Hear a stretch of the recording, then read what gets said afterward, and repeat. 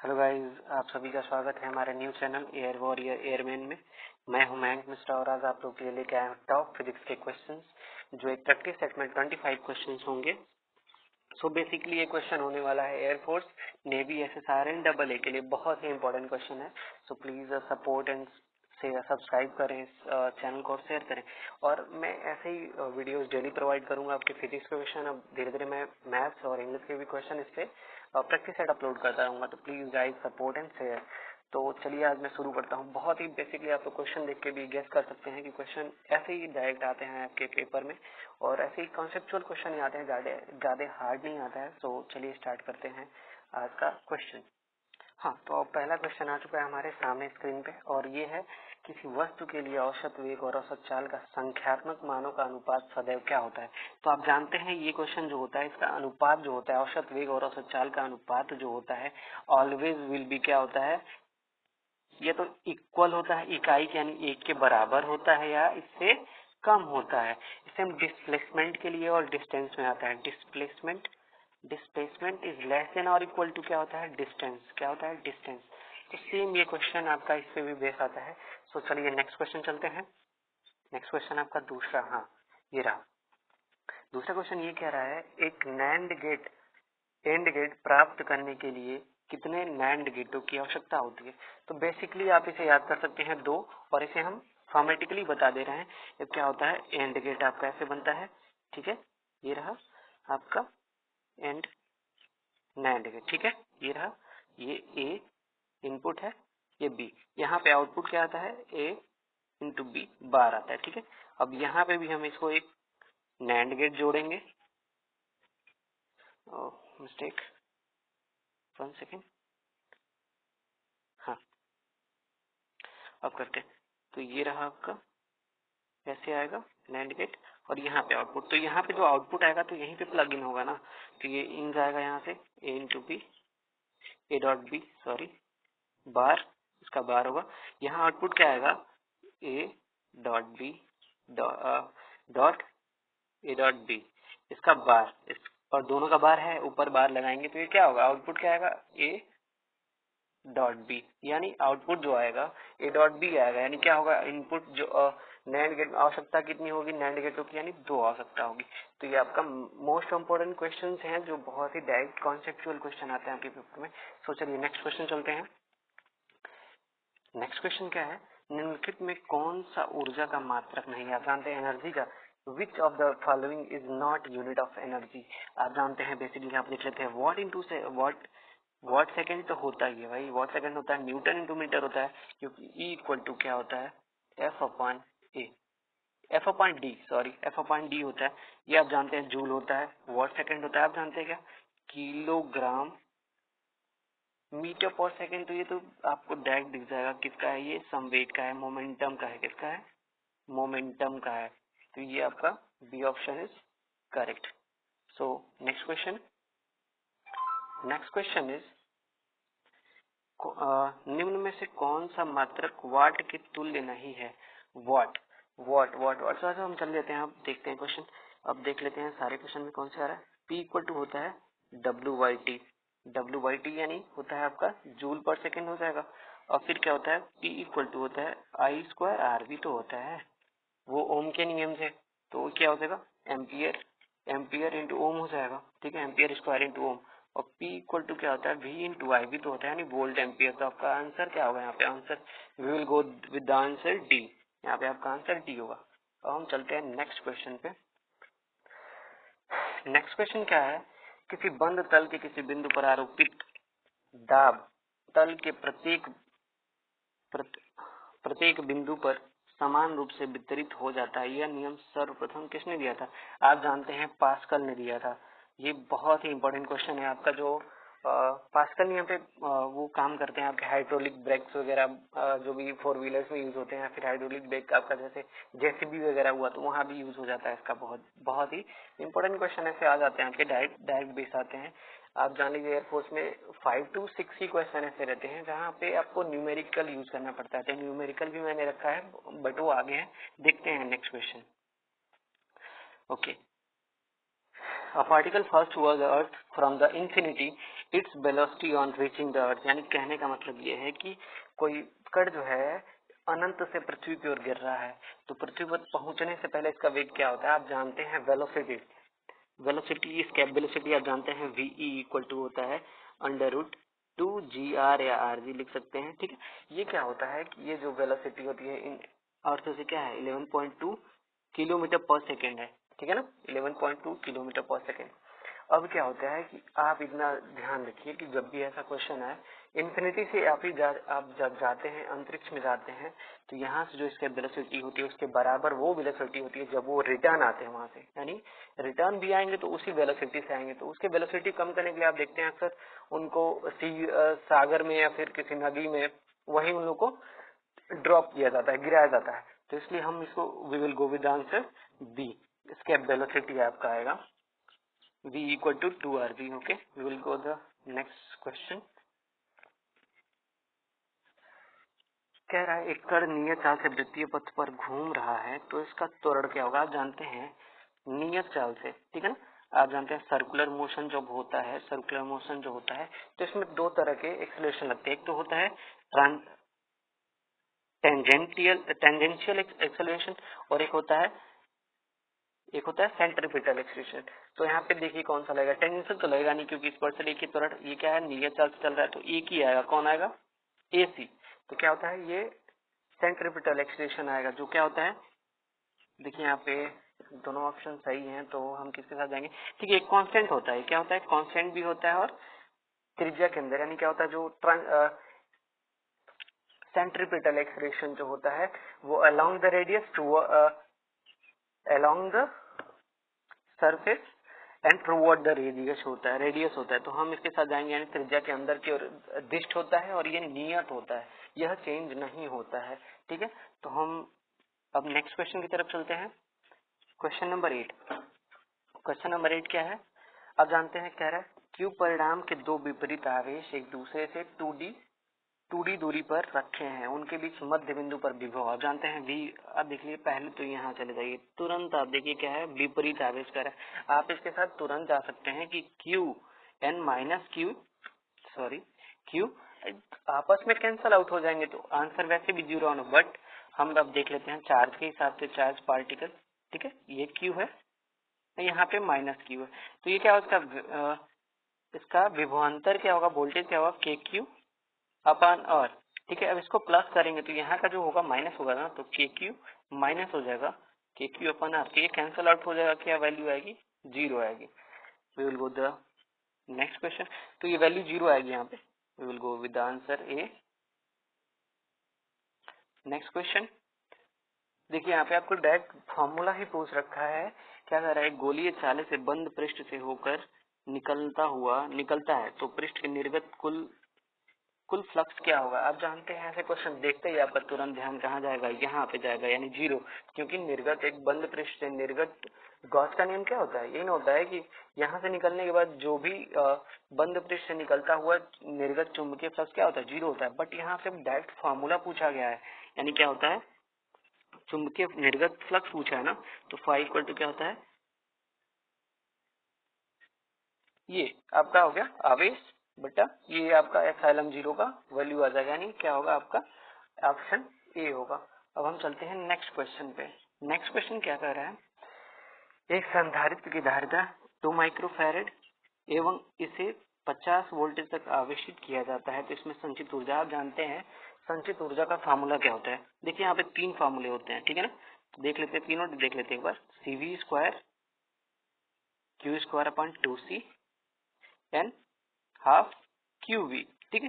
तो यहाँ पे हम फार्मूला में क्योंकि C दिया है, यहाँ पे C दिया है और V दिया है, तो we will go with this, ठीक है। तो हम यहाँ पे इसको सॉल्व कर लेते हैं। हाफ, देखिए ये C है, C की वैल्यू यहाँ पे दी है, ये V है, ठीक है। तो C की वैल्यू यहाँ पे रखेंगे तो क्या हो जाएगा 2 इंटू माइक्रोफैरड में 6 हो जाएगा, इंटू इसको मल्टीप्लाई करेंगे तो 15 इंटू 50, ठीक, इसको कट कर देंगे तो क्या हो जाएगा, ये कैंसिल आउट करेंगे तो 25 इंटू क्या है ये 4 हो जाएगा -4, यानी 2 0 से 2 0 कैंसिल आउट हो जाएगा ना यहाँ पे, तो क्या वो वैल्यू इतनी आ जाएगी। बट यहाँ पे तो कोई आंसर ही नहीं दिया है, तो आप लोग तुरंत इसको क्या करेंगे, कहेंगे क्वेश्चन अलर्ट कर देंगे, सर ये तो क्वेश्चन ही गलत दिया है। बट ये क्वेश्चन गलत नहीं है। आप जाएंगे क्या करेंगे, इसको अर्ग में चेंज करेंगे। क्या होता है वैल्यू, 10⁻7 से मल्टीप्लाई कर देंगे तो क्या आ जाएगा 25 इंटू 10⁻3 अर्ग। ठीक है, तो आपका आंसर डी होगा यहाँ पे राइट आंसर।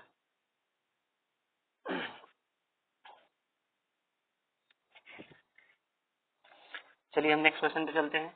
एक स्लिट द्वारा विवर्तन प्रतिरूप देखने के लिए समांतर लाल प्रकाश प्रयोग में लाया जाता है। यदि इसके स्थान पर हरा प्रकाश प्रयोग लाया जाए तो विवर्तन का प्रतिरूप क्या होगा। आप जानते हैं इसके लिए बहुत ही इंपॉर्टेंट फॉर्मूला आता है ब्रिज ब्रिथ के लिए, ठीक है ना। तो इसके लिए क्या आता है, B equal to lambda D D upon D. आप जानते हैं जैसे रेड से आप ग्रीन की तरफ जाएंगे तो क्या होगा आपका, ये लैम्डा यानी लैम्डा घटेगा, क्या होगा लैम्डा घटेगा, तो आपका बी भी घटेगा, क्या होगा फ्रिंज ब्रिथ भी घटेगा। तो आपका आंसर क्या होगा यहाँ पे, विवर्तन प्रतिरूप यानी संकुचित हो जाएगा, क्या हो जाएगा बी संकुचित हो जाएगा। हम अब चलते हैं नेक्स्ट क्वेश्चन, क्वेश्चन नंबर 12। बहुत ही इंपॉर्टेंट क्वेश्चन है। कह रहा है कि एम चुंबकीय आघूर्ण के एक चुंबक को एच चुंबकीय क्षेत्र से की दिशा से 360 से घुमाने में किया गया कार्य होता है। आप जानते हैं W इक्वल टू क्या होता है, एम बी यहाँ पे एच दे दिया है, कोई बात नहीं है, एम एच भी कर सकते हैं, 1 माइनस कॉस थीटा। अब यहाँ पे देखिए कॉस थीटा की वैल्यू क्या दी है, कॉस थीटा की वैल्यू 360 दी है, तो एम बी इंटू 1 माइनस 360 की वैल्यू क्या होती है 1 होती है, तो 1 माइनस 1 क्या हो जाएगा 0, तो वैल्यू क्या आएगी यहाँ पे 0। अब देखिए कुछ लोग क्या करते थे, तुरंत ये देखा आंसर आ गया आपका 2 मार देते हैं। एम एच यानी क्या होता है, वही चुंबकीय क्षेत्र के लिए जो हम बी लिख गए यहाँ पे, तो उसको भी लिख सकते हैं। अब क्या होता है वो 180 डिग्री के लिए होता है, किसके लिए होता है 180 डिग्री, क्योंकि देख लीजिए W इक्वल टू क्या होता है M B 1 minus cos theta होता है। अब कॉस 180 की वैल्यू क्या होती है -1 एंड माइनस पहले से है तो 1 हो जाता है, और ये क्या हो जाता है एम बी, ठीक है ना, ये एम बी हो जाता है, तो इसकी वैल्यू क्या आती है 2 एम बी। सॉरी ये उल्टा लिख दिया है, बट ऐसा होता है। तो आप यहाँ पे आंसर आपका क्या होगा डी होगा। अब ये प्री प्रारूप के अर्धचालक बनाने के लिए शुद्ध सिलिकॉन में किस अशुद्धि के परमाणु को मिलाया जाते हैं। देखिए पहले तो ये होता है ना कि पी प्रारूप के अर्धचालक, जैसे पी टाइप अर्धचालक होते हैं ना, तो उसमें क्या होता है पहले लोग पूछ देते हैं कि इसमें कैरियर कौन होता है, चार्ज कैरियर कौन होता है। तो आप ऐसे ध्यान रखिए कौन से होते हैं, होल होते हैं, क्या होते हैं चार्ज कैरियर क्या होते हैं, होल होते हैं। अब इसमें पहले बात की, इसमें अर्धचालक में बनाने के शुद्ध सिलिकॉन के साथ किसका प्रयोग आप जानते हैं, इसके साथ त्रिसंयोजी का उपयोग किया था। त्रिसंयोजी कौन हो जाएंगे, बोरान। त्रिसंयोजी होता है बोरान, इसके लिए हम अशुद्धि के रूप में किसके सिलिकॉन के साथ बोरान को यूज करेंगे। अब चलते हैं हम next question. Next question is निम्न में से कौन सा विकल्प लॉरेंज बल के समीकरण को सही सही व्यक्त करता है। आप जानते हैं लॉरेंज बल का क्या फॉर्मूला होता है, F इक्वल टू होता है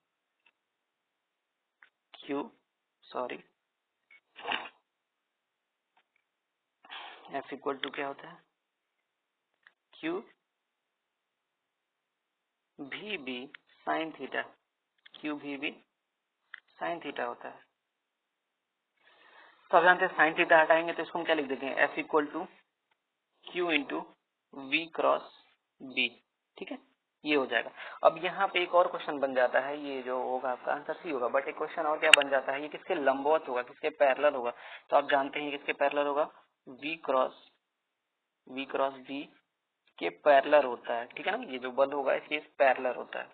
अब आगे बढ़ते हैं, नेक्स्ट क्वेश्चन क्या कर रहे हैं, नेक्स्ट क्वेश्चन इज 19.6 मीटर ऊंची मीनार से एक पत्थर को ऊर्ध्व नीचे की ओर गिराया जाता है तो धरती की सतह पर टकराने में कितना समय लगता है। आप जानते हैं इसके थर्ड, हम जाएंगे थर्ड लॉ से, क्या होता है यू तो वहां पे 0 हो जाएगा, क्या हो जाएगा हाफ GT स्क्वायर, क्या हो जाएगा GT स्क्वायर, बट यहाँ पे h ऊंचाई के लिए लिया गया है दूरी के लिए नहीं, तो हम यहाँ पे h रख लेंगे। तो हम डायरेक्ट, हमको तो डायरेक्ट आंसर, डायरेक्ट आपका ये याद है, क्या बोलते हैं, फॉर्मूला याद है, तो आप भी ऐसे डायरेक्ट याद कर सकते हो। जब भी ऐसा क्वेश्चन आता है आपको डायरेक्ट फॉर्मूला यूज करना पड़ता है।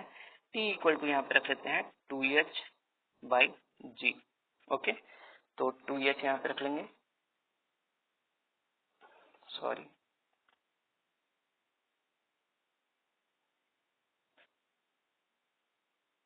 2 इंटू 19/6 और अपॉन में क्या है यहाँ पे g की वैल्यू क्या दिया 9.8। आप जानते हैं ये 2 टाइम में कट जाएगा तो क्या हो जाएगी वैल्यू 4 हो जाएगी, और 4 का अंडर रूट क्या आता है 2 आता है, तो आपका वैल्यू क्या होगा यहाँ पे 2 सेकेंड आ जाएगा। We will go with the question number 16। Okay, ये क्वेश्चन करते हैं, क्या एक आदर्श ऊष्मा इंजन को 77 डिग्री सेल्सियस ताप पर ऊष्मा के वातावरण में छोड़ा जाता है। ठीक है, इसकी दक्षता क्या है 30% है। इसे किस ताप पर ऊष्मा लेनी चाहिए, यानी कह रहा है आपको, ये तो निकल T2 बता रहा है आपको। ठीक है, ये T2 दिया है, ये N बताया है। ठीक है, तो आपको कह रहा है कि T1 क्या होगा, यानी हमने कितनी ऊष्मा दी कि उतना ऊष्मा निकल गया। तो हम इसके साथ अब जाएंगे, क्वेश्चन सॉल्व करते हैं। ठीक है, ये सेल्सियस में दिया, इसको हम सबसे पहले केल्विन में चेंज कर लेते हैं। तो 273 प्लस 77 इक्वल टू क्या हो जाएगा 355, 350 हो जाएगा, क्या हो जाएगा 350। ठीक है, 350 आ गया। अब हम फार्मूले के साथ जाएंगे, क्या होता है फार्मूला, क्या होता है 1 माइनस T2/T1। ठीक है, अब यहाँ पे क्या दिया है 30%, तो 30% को हम ऐसे लिख लेते हैं 30% इक्वल टू 1/T2 को कितना दिया 350/T1। ठीक है, एक जीरो से एक जीरो यहाँ पे काट दो, तो ये क्या हो जाएगा 3/10 1 माइनस 350/T1। अब क्या करते हैं हम इसको रहने देते हैं, यहाँ पे इसको हम चेंज कर लेते हैं, तो इसको इधर लाएंगे तो क्या होगा 10 माइनस 7/10 हो जाएगा। ठीक है, ये क्या वैल्यू हो जाएगी 350/T1। अब ये 7 से काट देंगे, हम इसको 7 से डायरेक्ट काट सकते हैं ना, तो क्या हो जाएगा ये 50, यानी T1 इक्वल टू क्या आ रहा है 500 डिग्री सेल्सियस। ये डिग्री सेल्सियस में आया, तो हम इसको डिग्री सेल्सियस में कहीं वैल्यू, ये सॉरी ये केल्विन में दिया है, हमको केल्विन में यहाँ पे आंसर कोई नहीं दिया, तो हम उसको क्या कर लेंगे -273 कर देंगे, तो वैल्यू क्या आएगी यहाँ पे, वैल्यू आपकी आ जाएगी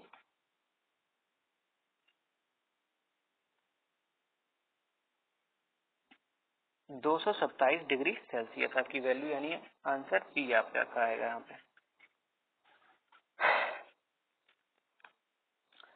क्वेश्चन नंबर 17, एक तरंग का आयाम का स्रोत इतना है दूरी पर है, तो ए होता है आयाम इसका, तो 2r दूरी पर रखा गया तो उसका आयाम क्या होगा, आप जानते हैं I इक्वल टू क्या होता है I directly proportional to I square.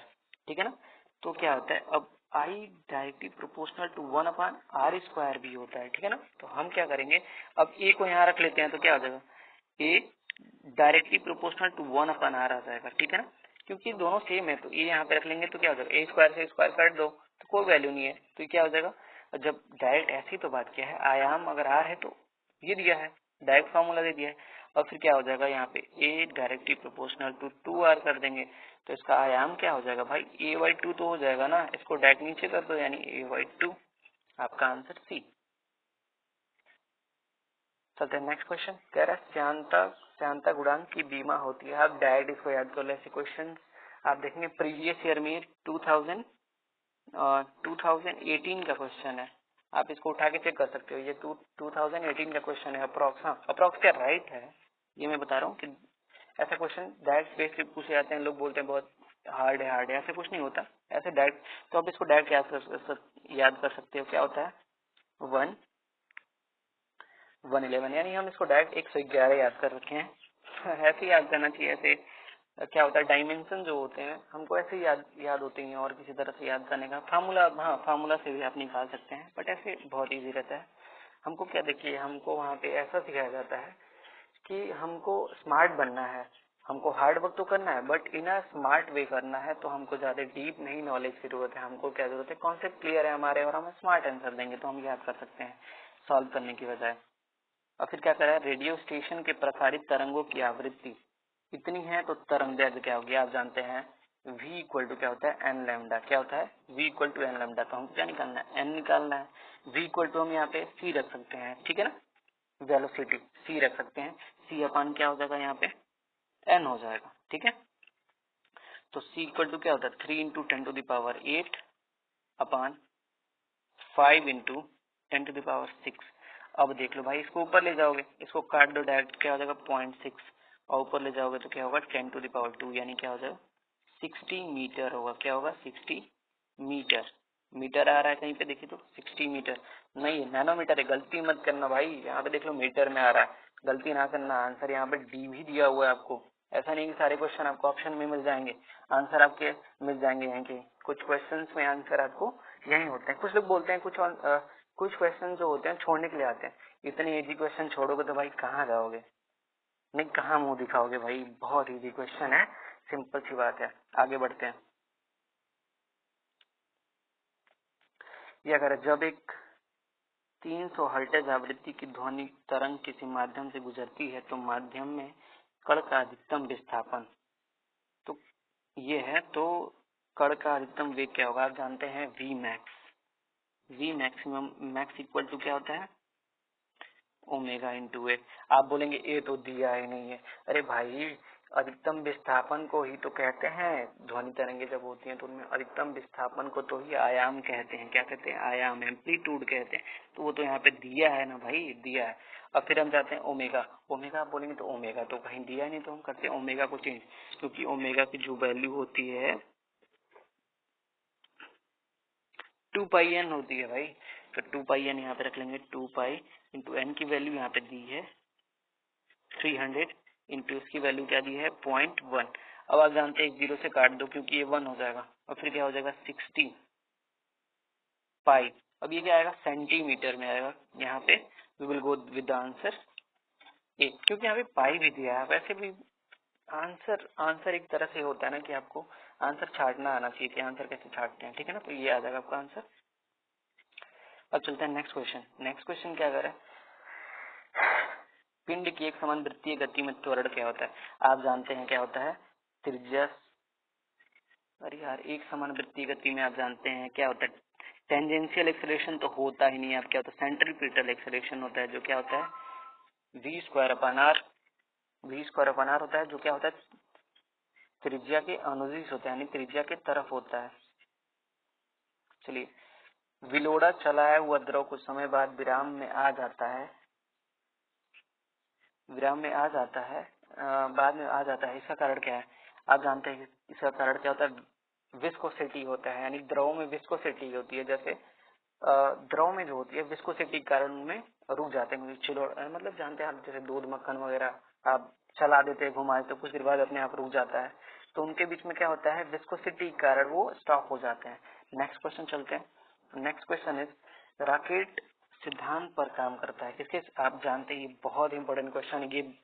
ये भी 2019 सितंबर में पूछा गया क्वेश्चन है।